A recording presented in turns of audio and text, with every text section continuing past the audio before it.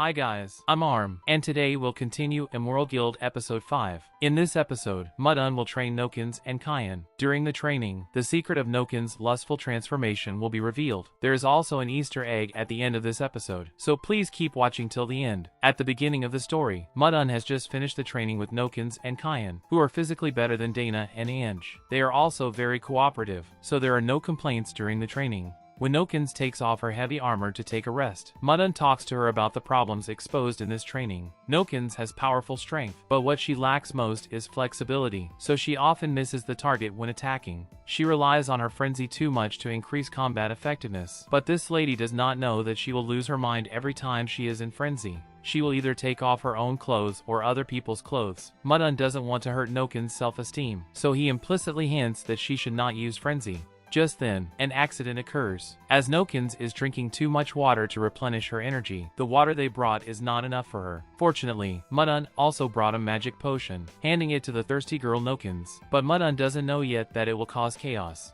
Mudun then begins to comment on Kyan's performance. Kyan has no tactics in battles, and is like a wild cow on a rampage. Before Mudun can finish his words, he notices there's something wrong with Nokins, who shows signs of frenzy. Mudun is afraid of being hugged and molested by Nokins again, hiding himself immediately. Now Mudun can only make Kyan deal with Nokins first while he calls Nokins' good friend Dana to figure out what causes the situation. Mudun learns that Nokins losing her mind has something to do with the magic potion. Just like someone can easily get drunk when drinking, Nokins has very poor magic resistance, and the magic potion she drank overloads her, so she loses her mind as if drunk.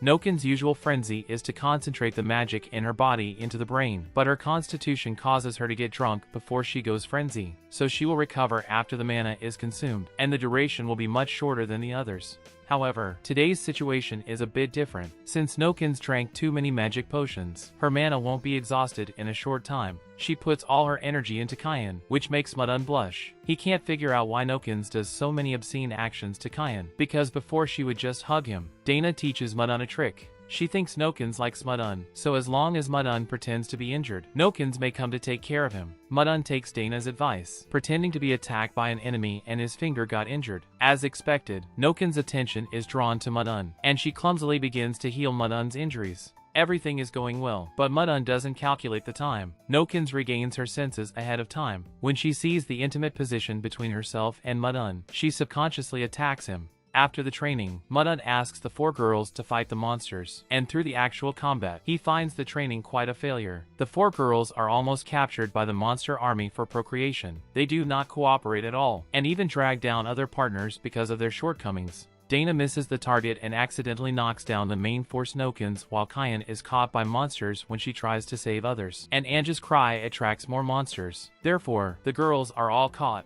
Finally, it is Dana who uses a wide range of magic attacks to end the battle. Looking at the 4 embarrassed girls, Mudun doesn't know if this can be considered a win, but Dana considers it a perfect victory, asking for a celebration banquet. Dana is so proud of herself that she keeps asking everyone to praise her during the meal. Mudun can't imagine how many times the group of naive girls would have been captured by monsters without him. He feels that it is getting harder and harder for him to resign. Just then, Mudun's casual words cause an alternative battle among the girls. The girls all think Kyan cooks delicious food with monsters, and Dana praises Kyan for being a good wife in the future while Mudun echoes that it is good to know how to cook. So Dana suggests that except for Kyan, the rest girls also make their food to see whose cooking skill is better. Mudun thinks their food won't be comparable since they've never cooked before, which angers Ange and Nokins so much that they decide to prove that even if they didn't cook before, they can win by talent. The following image will impress Mudun forever. He sees Dana roasting meat with a welding mask on, while saying her life should be like the fire in front of her, so that she can achieve various goals efficiently. Mudun reminds Dana that gabbing doesn't make food tastier.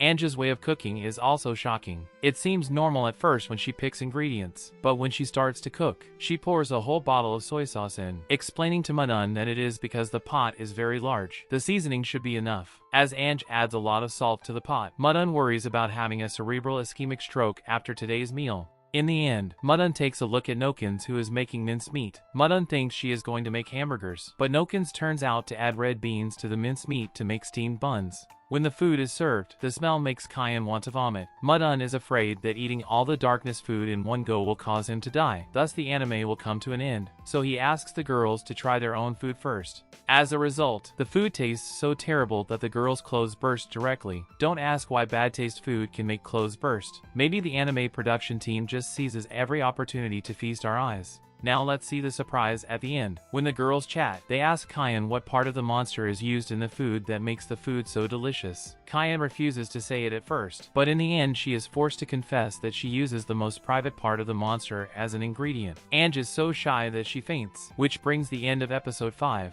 I don't know how many of you have kept watching till the end, but I would like to give you a thumbs up for your persistence, and I hope you can give more likes to my videos. I will speed up to bring you more and better videos. At the end of the video, I have a question. What is the most unforgettable food you have eaten? Does its ingredient more special than that of Kayan's food? Please leave your answers in the comments section and let's talk about it. Well, that's today's video. If you like this anime, don't forget to like and subscribe. The more likes I get, the faster I'll update. See you in my next video.